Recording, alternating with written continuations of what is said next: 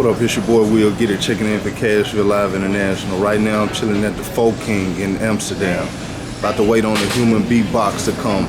You know what I mean? We got a beatboxer from Malaysia about to come rip it up for y'all. Y'all stay tuned for more. We'll Get It for Cashville Live International. Peace out. Hey, what up? It's your boy Will Get It, checking in for Cashville Live International. And right now, I'm chilling with Ronald, you know. And man, he's got something special to bring to the table. He's bringing beatboxing, you know.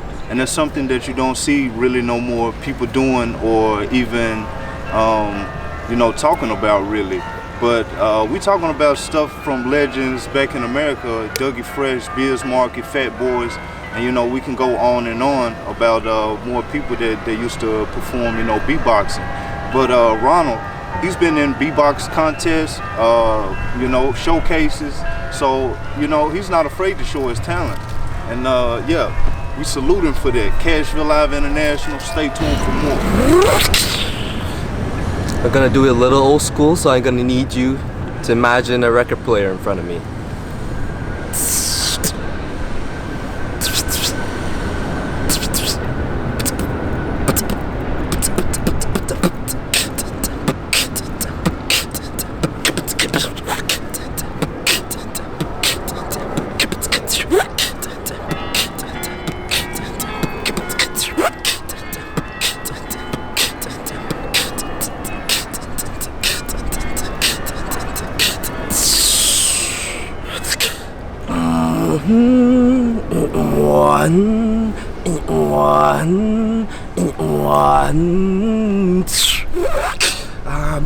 I'm extra careful about that, 'cause I'm afraid that you were gonna stop.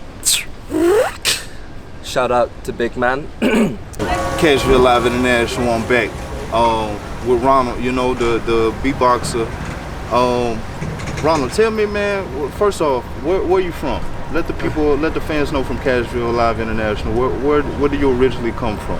So I'm from Malaysia, and I'm from Johor, so next to Singapore. Okay. And so I'm not sure if people in the States know, but a lot of Malaysians travel to Singapore to work and study because it's a better environment. And okay. Since I was 7 till I was 17, I would travel the customs. I'll wake up at like 4:30 and I'll reach home at like around 8 or 10. And I mean, did you hear that, guys? Leave home at 4:30 and come back home at 8 in the afternoon. Okay, sorry to interrupt. No. But like, it's, for me, growing up like that, yeah. For me that was the norm, you know. And yeah. in my mind, like, that was all I had. Yeah. Like, I have to do this for the rest of my life. And like, and also even for my brothers as well, like, they also feel this way, that you don't feel connected to one country, because in Singapore, man, people will call me like Malaysian, yeah. And in Malaysia, people will call me Singaporean. Okay. And of course, this identity thing, it's like, it's something side. Yeah. But yeah. What I wanted to point out, what I want to say was, like, when walking this custom, it would take you like 2 hours to cross a 1-kilometer bridge. Okay. And the one thing that always like kept me like just like it's not that bad is always just like hip hop and music. And like for me, my early like introduction to hip hop was like Tupac and Eminem, a lot of Eminem actually, like growing up.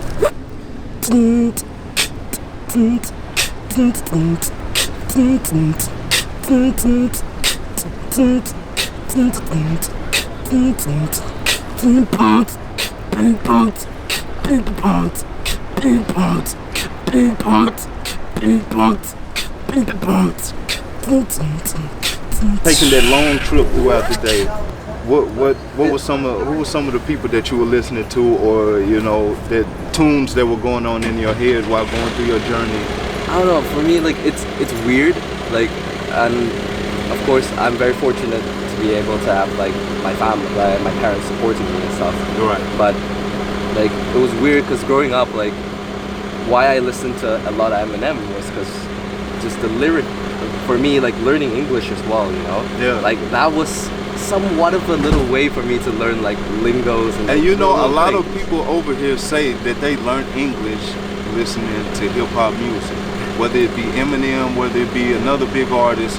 But shouts out to the hip hop world, because a lot of people in Europe have said that yeah, they learn English from listening to music, preferably hip hop at the moment.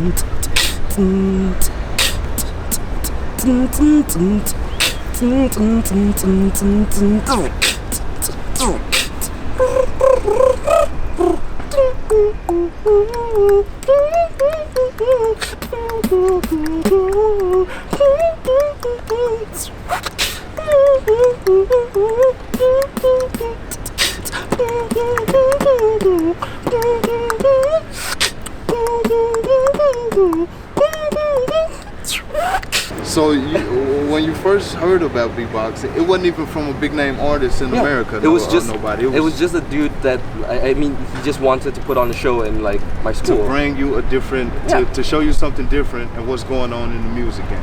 Yeah, and it's a beautiful thing, y'all. It's a beautiful thing. And from there on, like, you know, I would always I would remember all the lyrics to like rap songs, and like karaoke is pretty big in like Asia. Yeah. And like with my cousins and they listen to a lot of like Chinese like songs and everything. Right. And I listened to them as well, but my main interest was always like hip hop and stuff. And imagine just a room full of like Asian people, and everyone's singing like some Chinese song. And then just one dude comes up just like, I'm not afraid, not afraid.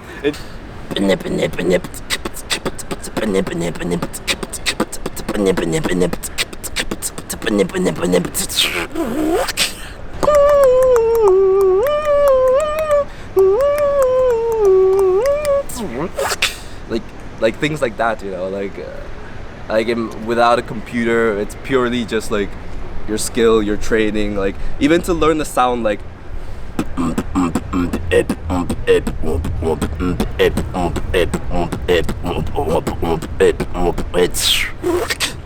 took me 6 months to learn. And every time you would learn a sound like this, you know, you like it hurts your throat and you start puking and stuff. It's weird, but that's the kind of like interest that like drew me in. Like a friend of mine once said to me when he was starting out like beatboxing, he was saying like, no, I was making fun of him basically, and he said to me like, no one sounds good when they're born. And I don't know why that clicked in my head for so long, and like kind of just made me want to try this. I remember the first things I did was like,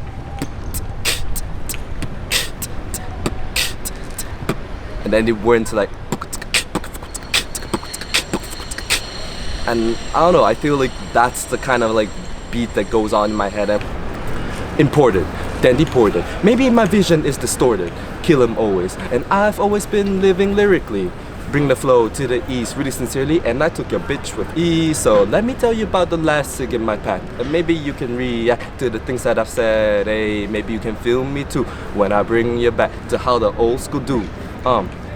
Young yellow cream, talking about sparking trees. Crossed the custom city was 7 till was 17, and it was no wonder why he would ponder a better life where he could talk about his problems. Hey, man, another thing. Tell them where are you going right now with this? You know, where do you see yourself going right now? You do the beatboxing. You also can bust a 16 for the people.